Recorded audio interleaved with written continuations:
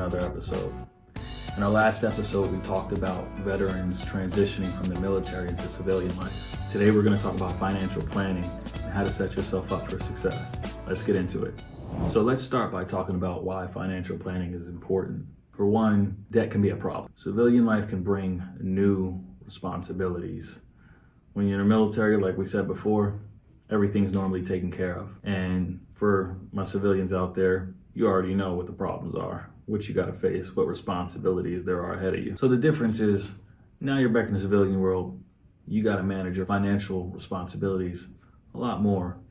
I mean, if you were enlisted, you had a budget still usually, because not every enlisted made a lot of money.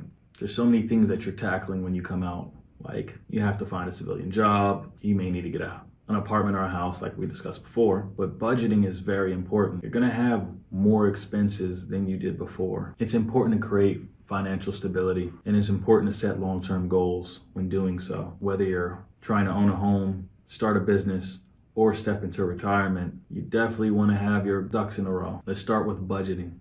You definitely want to track your expenses, have a savings account, have an emergency fund, and you definitely have to set your priorities.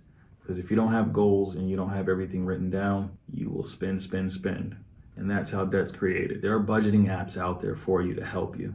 If you're not using Excel on Windows or you have numbers on Mac, then you have apps like QuickBooks, you have Rocket Money, you have Mint. Your banks usually have a budgeting section on the app as well to help you if you need it that way, if you go through it that way.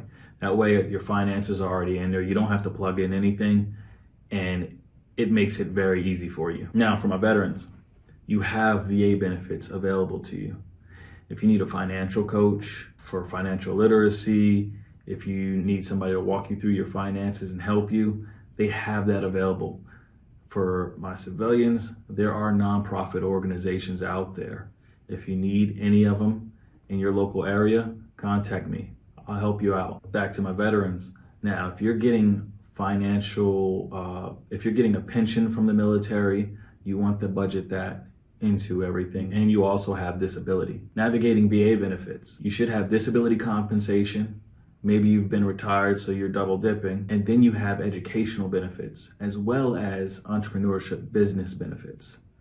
So go through the DAV to get they can help you get your disability benefits together, and so you can get as high of a rating as possible. Your education benefits, if you want to go back to school to learn something new, or you want to pass it on to your wife or your children or your husband or your children, that's available, but I believe you have to do that before you get out. Now, if you're using it for yourself, you can actually go to school and they will pay BAH. I believe it's E5 with dependents, so you can live on the economy and you can go to school. Now, if you have somewhere else to stay for free, or you already have a house, I would still tap into that, because that money is still available to you. There's healthcare savings through the VA. Like I mentioned before, you have the VA hospitals in the area, and depending on your rating, you could have free healthcare. That way you still don't have to worry about paying healthcare. And then there's also TRICARE. Now let's go for employment. If you're trying to get out and you need a job, I can't stress it enough, try to set up and make sure you have work before you get out, if that is the route you would like to go. Unless you have some cushion money, then you're fine. You definitely want to negotiate salary. If you need help with that, the VA is still there, and they have, again, financial coaches, and they have Hire Our Heroes, which they can help you with your resume, and they can point you in the right direction as far as trying to find employment.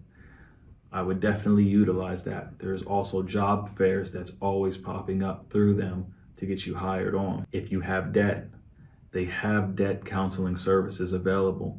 And there's also nonprofit organizations for debt, again, for the civilians as well.